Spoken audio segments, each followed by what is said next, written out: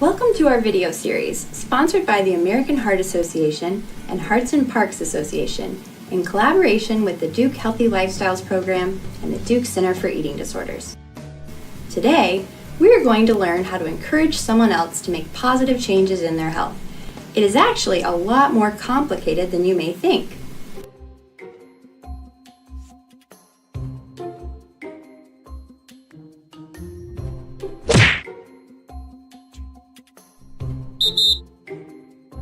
You have to work harder. You still have miles of this maze left to go. You can do it if you stop being so lazy. This strategy of motivation doesn't seem to be working very well. This coach is certainly trying to pump up the mouse, but the coach isn't doing a great job of letting the mouse know what he is doing that is not working well. Let's see what happens when we try a different approach. You stupid mouse. Take a step toward the middle. Take a step toward the middle, you idiot. Well, that was better. At least this time the coach gave some concrete advice that was actually helpful. The mouse got one step closer to getting to the end of the maze. However, it's pretty exhausting and deflating to be insulted all the time. If you feel like nothing is ever going to be good enough, or that it will be a painful process to get through it, some people give up. This is important. Some people try to motivate themselves this way, but it just doesn't work in the long run. Let's try again. Did you see that? Did you see that? You just took a step towards the middle of the path, and that took you one step closer to the finish line. Way to go! Way to go! But next time, you gotta do that faster. Look how much longer we still have to go. This was much better. Did you see how the coach gave very specific feedback about the behavior the mouse was doing that was working? Now, the mouse knows what to do to keep getting better and better. For some kids, this strategy is going to be terrific. They are pumped up and they just want to work harder and harder to get what they need or want. They just need some coaching and teaching so they know what their next move should be. For other kids who start off thinking that they're not good enough or can't get anything right, we may have to use a slightly different strategy to build them up and get them to take that next step. I think it's time to call in some help from radical reinforcement person and her magical superpower, the praise and stop strategy. Great job, Rachel, you sparkling rainbow unicorn. I really liked how you helped your classmate clean up without being asked. Oh, thunderbolts of sadness and disappointing outcomes. Someone is not using positive reinforcement effectively. I must go immediately. We can't miss an opportunity for learning.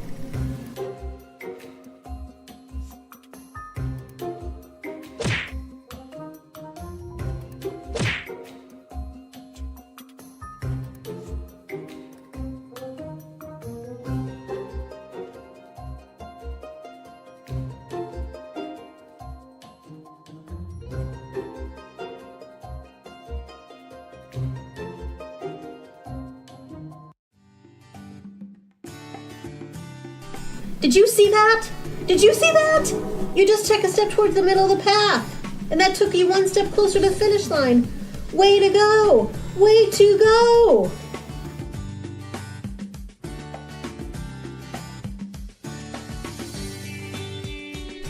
Making progress is motivating. When people feel they are doing something that is working, they get a great feeling of accomplishment. It feels powerful to figure something out and get something done. That great feeling is enough to push you forward towards the next step. There's no need to remind people of what they need to do or what the next step is. Criticism or even prompting is just not needed. Praise every now and then can just give an added boost. Doing it too much takes away its value.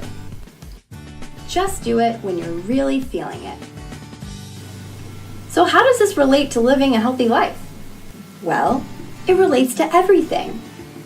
Let's just look at a few quick examples of my very favorite strategy, the praise and stop.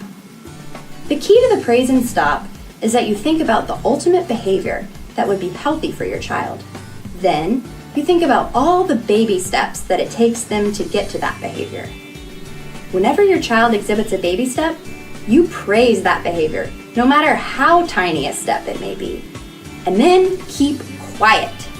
And I mean quiet. Absolutely no buts. The stop part is just as important as the praise part. Now, let's take a look at what this might look like for a family who's working on baby steps of making healthier food choices. My son comes home from school, doesn't even bother to take off his coat or backpack, and eats a plate of cookies super fast. What I ultimately want to happen is for him to take off his coat, put his backpack on, sit down at the table, and eat a healthy snack. And most days it feels like this is just not going to happen. Sure, he will take off his coat and maybe even put his backpack up, but... Remember what we said? No buts. We want you to praise those baby steps and then stop. Jacket off? Yes. And backpack up? Wow. But... Nah. Okay, I get what you're saying, and I'm really trying to praise the baby steps. I will say it's pretty hard. I think I'm going to try some different strategies and see what works. I really like how you took your jacket off and got comfortable being home. But you're still eating those cookies so fast!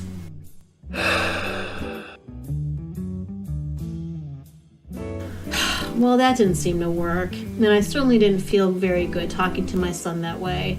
I just get so worried about him sometimes I lose my cool. I also need to give him more specific feedback. Hey, I really liked how you praised him for taking his jacket off. That was really good, how you were being so specific.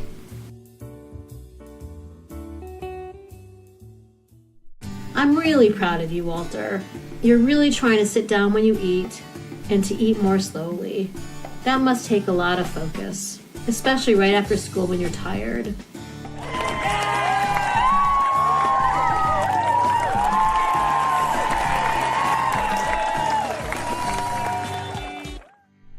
Well, folks, it looks like Mom knocked this one out of the park.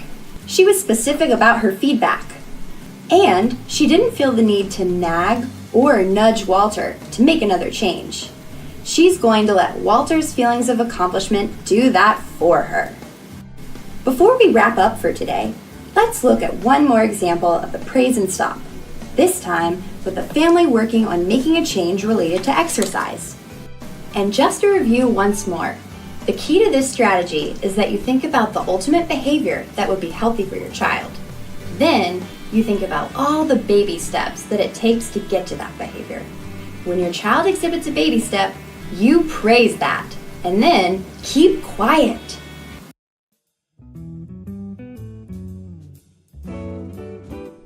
I'm lucky. I really love working out, so it's easy for me to get to the gym. My daughter, on the other hand, is not a big fan of exercising, which is disappointing to me. You see, I was hoping that going to the gym would be something we could do together, and I'm not going to give up yet. One other thing that makes things tricky is that my daughter is really hard on herself and gets easily discouraged if she doesn't make progress quickly. I'm going to try to fix that. While my ultimate goal is for her to complete an entire workout, I'm going to try to calm myself down and praise the baby steps. Ugh, I hate sweating! Come on, Jessica. We just got here. You always do this. It's really frustrating.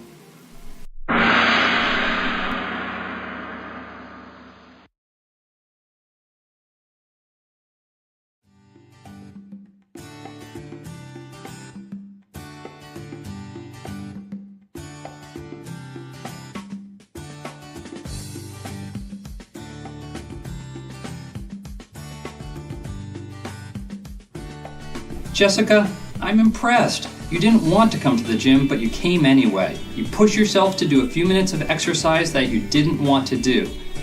That takes a lot of effort. Of course, we all want our children to be healthy, but sometimes our anxiety about their health can make us critical.